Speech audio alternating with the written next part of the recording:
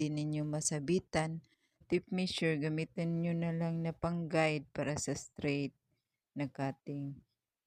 Yan, hanapin nyo yung pinaka straight sa tela, tapos ikat nyo pababa. Nung wala pa akong manikin, sinasabit ko na lang yan sa hanger, tapos cut. Para technique lang ba, kahit walang manikin, para magawa natin. Yan yun sa mga sa baba.